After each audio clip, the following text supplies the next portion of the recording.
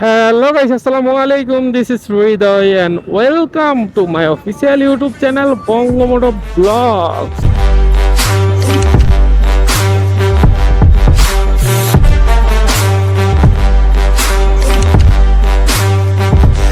তো কেমন আছেন সবাই? আশা করি সকলেই ভালো আছেন। তো চলে আসলাম আর একটি নতুন ভিডিও নিয়ে।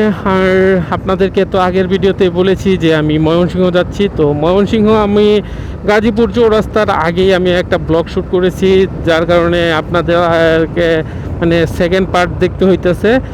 আর মানে ওইখানে ব্লগটা শ্যুট করার মূল কারণটাই হচ্ছে যে বাংলাদেশের যেই নতুন নিয়মটা, তো সেই নতুন নিয়মে আমি আসলে বাইক চালাইছি। তো নতুন নিয়মে এখনও চালাবো, চালিয়ে দেখবো যে যেহেতু সিটিতে চালাইছি হাইওয়েতে চালাবো না সেটা তো হয় না। যার কারণে আমি শহরেও চালাইছি এবং মানে যেহেতু সিটি কর্পোরেশন পার হয়ে গেছি সেহেতু আমার স্পিড লিমিটটা শেষ। নতুন নিয়মের স্পিড লিমিটটা শেষ হচ্ছে যে 30 কিলোমিটার স্পিড লিমিট শেষ। আর এখন আমার 60 কিলোমিটার স্পিড লিমিট রেখে আমি চালাবো। তো দেখা যাক আমি 60 কিলোমিটার স্পিড লিমিট ধরে এই রাস্তা দিয়ে বাইক চালাইতে পারি কিনা, কারণ এটা হইতেছে হাইওয়ে রোড। তো এই হাইওয়ে রোডে আমি ঢাকা ময়মনসিংহ মহাসড়ক যেহেতু, তো এই রোডে আমি কত স্পিড মেনটেন করে চালাইতে পারি, যেহেতু আমাকে 60 স্পিড মানে বেঁধে দেওয়া হয়েছে, নিয়ম বেঁধে দেওয়া হয়েছে। তো আমি 60তেই চালাবো। 60 কিলোমিটার স্পিডে বাইক চালাইলে তারও আবার হাইওয়েতে তো কি রিয়াকশন হয় বা কি প্রবলেম হয় বা কি উপকারিতা আছে সবগুলোই আপনাদেরকে বলবো। তো দেখা যাক আস্তে ধীরে বা নিরাপদে আমরা বাড়ি যেতে পারি কি না, এটাও একটা সন্দেহের বিষয়। যেহেতু হাইওয়ে রোড, হাইওয়েতে তো আপনার স্পিড লিমিট যেহেতু 60 কিলোমিটার, এটা কোনোভাবেই মেনে নেওয়া যায় না। তারপরেও দেখা যাক আমরা নিরাপদে মানে কতটুকু নিরাপদে আমরা বাড়ি যেতে পারি। কিন্তু নিয়মটা শুধু বাইকের জন্য হওয়া উচিত ছিল না ভাই। বাইক বা থ্রি হুইলার বলতে কি বোঝাইতে চাইতেছেন ওইটাও বুঝলাম না। খালি সিএনজি আর ওই বাইকের ক্ষেত্রে কি এটা বুঝাইছেন? যদি এটা বুঝাই থাকেন তাহলে তো সিএনজি হাইওয়েতে স্লো ভেহিক্যাল, ও স্লো ভেহিক্যালগুলো কেন হাইওয়েতে চলবে? এটা তো কোনো মানে ইন্টারন্যাশনালিভাবে কোনো পারমিশন পায় না। আর তাছাড়া আরেকটা বিষয় হচ্ছে যে উল্টা পথে অটো চলে। তো এই জিনিসগুলো সম্পর্কে আপনারা কি ব্যবস্থা নিয়েছেন? যেমন ধরেন আমি সামনে আপনাদেরকে দেখানোর ট্রাই করতেছি, এই যে ধরেন অটোটা, তো সে উল্টা পথে আসতেছে। তো সেক্ষেত্রে আমার করণীয় কি? মানে সে উল্টা পথে চলতেছে, তার রোডে চলার কোনোভাবে কোনো পারমিশন নাই, সে সরকারিভাবে কোনোভাবে ট্যাক্স দিতেছে না, কোনো কিচ্ছু না। তাহলে সে যদি হাইওয়েতে মানে উল্টা পথে চলতেছে, তারপরেও মানে তার উপর কোনো নিষেধাজ্ঞা নাই, আর আমার কেন তাহলে হাইওয়ে রোডে চলতে গেলে স্পিড লিমিট মেনে চলতে হয়, তাও আবার 60 কিলোমিটার স্পিড লিমিট? এটা কি কোনোভাবে মানে গ্রহণযোগ্যতা রাখে কি না এটা আপনারাই বলেন। কারণ এই স্পিড লিমিট 60 রাখতে গেলে আমি নিশ্চিত অ্যাক্সিডেন্ট করব। 60 কিলোমিটার স্পিডে বাইক চালাইলে আপনার একটা জিনিসের উপকার আছে, সেটা হইতেছে যে তো ফুয়েল আপনার যে মানে যেখানে দেখা যাচ্ছে যে স্পিডে বাইক চালাইলে যেখানে আপনার 150 থেকে 200 টাকার ফুয়েল বেশি লাগতো, সেখানে 150 থেকে 200 টাকার ফুয়েল কম লাগবে। মানে আপনি 1 লিটার তেলে দেখা যাচ্ছে যে 40 কিলোমিটার যাচ্ছেন, ঠিক সেই 1 লিটার তেলে আপনি 55 থেকে 60 কিলোমিটার রাস্তা যেতে পারতেছেন। এই হচ্ছে উপকারিতা। মানে উপকারিতা বলতে এইটুকুই, আর কোনো কিছুই নাই আমি মনে করি। তো যাই হোক, এইসব বোরিং কথাবার্তা অনেক হয়েছে, অনেক অনেক মানে এইসব কথাবার্তা হবে আরও। তো এইসব বিষয় নিয়ে কথা বললে আসলে মনই খারাপ হবে। আর আমি যেহেতু বলছি যে 60 স্পিড মেনটেন করে চালাবো, কতক্ষণ লাগে আমার মানে নিয়ম মেনে আমি চালাবো, তো আমার কতক্ষণ লাগে সেই জিনিসটাই আমি আপনাদেরকে প্রপারলি আজকে দেখাবো। তো আরেকটা বিষয় সেটা হচ্ছে যে আমি 7 দিনে 7টা ভিডিও দেওয়ার মানে চ্যালেঞ্জ নিছি নিজে নিজে। তো 7 দিনে 7টা ভিডিও দিব। তো দেখা যাক আমি 7 দিনে 7টা ভিডিও দিতে পারি কি না। আর আপনারা এই 7 দিনে 7টা ভিডিও দেওয়ার চ্যালেঞ্জটা কিভাবে গ্রহণ করেছেন তো সেটাও একটু কমেন্ট করে জানিয়ে দিবেন।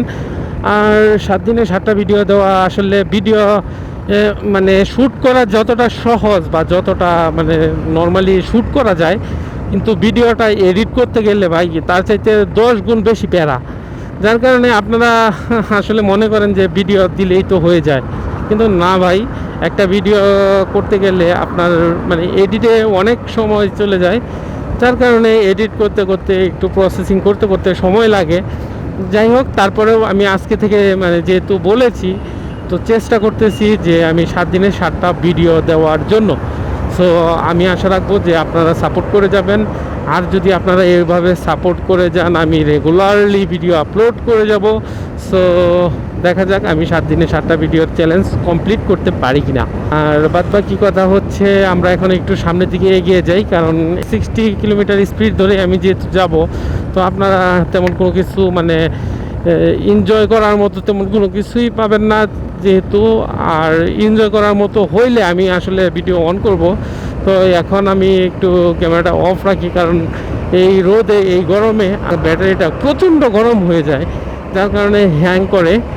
যাই হোক, এই কারণেই হচ্ছে যে আমি একটু ক্যামেরাটা অফ করে রাখতেছি, তো সামনে গিয়ে আবার ভিডিও অন করছি।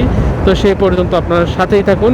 ও আরেকটি কথা, সেটা হচ্ছে যে যারা এখনও আমার চ্যানেলটিকে সাবস্ক্রাইব করেনি, তারা অবশ্যই আমার চ্যানেলটিকে সাবস্ক্রাইব করে দিবেন এবং পাশে থাকা বেল আইকনটি অন করে দিবেন, যেন পরবর্তীতে নতুন কোনো ভিডিও দেওয়ার সাথে সাথে নোটিফিকেশন চলে যায় আপনার কাছে। সো আমরা এখন সামনের দিকে আগাই, আপনারা একটু অপেক্ষা করুন। 2000 years later. সো এখন দেখতে দেখতে ভালুকা পার হয়ে দেন আমি ত্রিশালের কাছাকাছি চলে আসছি। তো আমি এখন পর্যন্ত 60 কিলোমিটার স্পিডই মেনটেন করতেছি। তবে একটা জিনিস বলতেই হবে, 60 কিলোমিটার স্পিড মেনটেন করতে গিয়ে আমার প্রচুর প্রচুর বোরিং লাগতেছে, কারণ রোডটা হইতেছে ফাঁকা। আর আমি মানে স্পিড আমি তুলতে চেয়েও তুলতে পারতেছি না। মানে এই হচ্ছে একটা বড় নেগেটিভ দিক স্পিড মানে কম থাকার। দেখা যাক এখন আমি কতটুক সময়ের ভিতরে যেতে পারি। অলরেডি 3টা 7 বাজে, অর্থাৎ 2 ঘন্টা হয়ে গেছে। এতক্ষণে আমার ময়মনসিংহ থাকার কথা ছিল। তো রাইড করতে ভালো লাগতেছে, কারণ রোদের প্রখরতা তেমনটা নাই, আর বৃষ্টিও নাই, গরমটা তেমন লাগতেছে না, যেহেতু আমি বাইক রাইড করতেছি। দাঁড়াইলে একটু গরম লাগতেছে, বাট ওই রকম লেভেলের গরম তেমনটা না, কারণ আজকে 4-5 দিন যাবৎ খুব বৃষ্টি হয়েছে। মানে দেখা যাচ্ছে রাতে রাতে একটু একটু বৃষ্টি হইতেছে, যার কারণে তেমন একটা প্রবলেম হয় নাই। আর আসলে বাইক রাইড করতে ভালোই লাগতেছে এই ওয়েদারে। আসলে এরকম ওয়েদার থাকলে সবসময় রাইড করতে ভাল লাগে।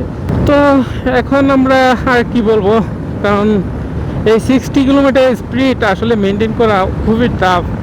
আমরা আসলে যারা এই 60 কিলোমিটার স্পিডে বাইক রাইড করব, তারাই বুঝবো একমাত্র যে এটা কতটুকু টাফ একটা বিষয়। কারণ চাইলে কিন্তু আপনি 60 কিলোমিটার স্পিডে চালাইতে পারবেন না। যেমন এই যে পিছন থেকে আপনাকে ঘন ঘন গাড়ি ওভারটেকিং করবে, সেক্ষেত্রে কিন্তু আপনার অনেক ভয়ানক ধরনের রিস্ক থেকে যায়। তারপরেও এভাবেই চলতে হইতেছে, কিছু করার নাই।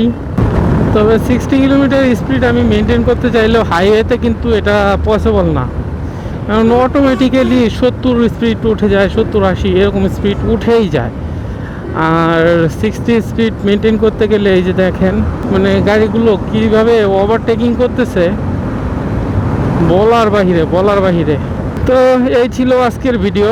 যেহেতু আমি চলে আসছি ত্রিশালের কাছাকাছি, তো এই ভিডিওটা লং না করি, আর এখন থেকে আসলে আমি শর্টকাট ভিডিও দেওয়ারই ট্রাই করব, কারণ আপনারা ছোটো ভিডিওগুলো দেখে হয়তো বা বেশি আনন্দ পান।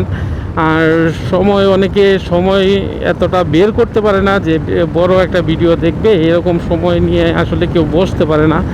আমাদের সবারই আসলে দৈনন্দিন জীবনের কাজ করে দেন আমরা কিন্তু এই ভিডিও বা মোবাইলে চাপাচাপি করি।